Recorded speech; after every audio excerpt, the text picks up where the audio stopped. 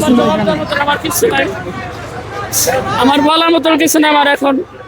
আমার অনেক আমার জীবন হবাই জীবনটা শুরু। আমি হবাই মানে প্রথমে পাড়া দিয়েছি ব্যবসার দিকে, কিন্তু আমার এই মুহূর্তে সব শেষ করে ফেলাইছে। আমার সব শেষ করে ফেলাইছে। নতুন অবস্থা, আমার জীবনটা লাইফ শেষ করে ফেলাইছে। আমার অনেক টাকা ক্ষতি হয়ে গেছে, তাকে বলার মতন না। অল্প দেখলাম আগুন লাগছে, সীমিত আগুন লাগার যে সমস্ত আগুন লাগে পুরো সব ছাড় পড়ে গেছে। এখানে সমস্ত সব মিল এবং মেশিন, আমাদের মেশিন এবং কাঠ, কিছু কাঠ আছে, কিছু কাঠ আছে ওগুলো হালকা, তো ওগুলা কিছু আগুন পাওয়ার সঙ্গে সঙ্গে ওগুলো ধরে বসে, ধরার সঙ্গে সঙ্গে কেরাসিন কাঠ তো সব মানে একসঙ্গে হয়ে গেছে। আমাদের এই এই বিশেষ করে এই পাঁচতলা যে গোডাউনটা, যেখানে কাজ করতে সময় লাগছে, আমাদের আগুনটা নিয়ন্ত্রণে আসছে 12:38-এ। আমাদের এই যেহেতু গোডাউনের ভিতরে এখনো মালামাল অনেক রয়ে গিয়েছে, এই বিশেষ করে প্যাম্পার সবচেয়ে বেশি, এইটা সময় লাগছে। এটাকে এই ড্যাম্পিং ডাউন করতে আমাদের আরো সময় লাগবে।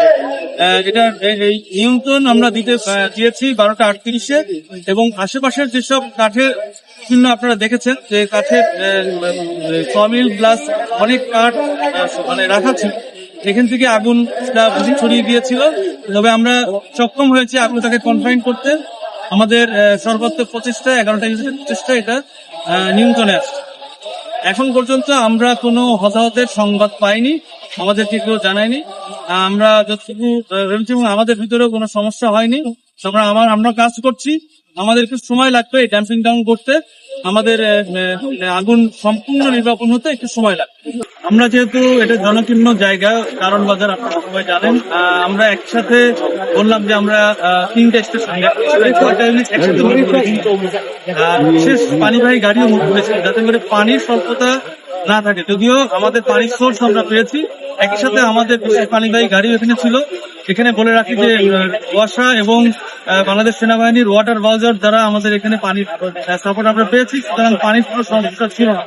আর এই বিল্ডিং এর এই ভবনের আমাদের প্রবলেম মনে হয়েছে অগ্নি নিরাপত্তার দৃষ্টিকোণ থেকে। এই ভবনে নির্গমন পথ মানে এক্সিট মুভ অথবা অন্যান্য যেসব ফায়ার ফাইটিং ইকুইপমেন্ট, সেগুলো আমরা পাইনি।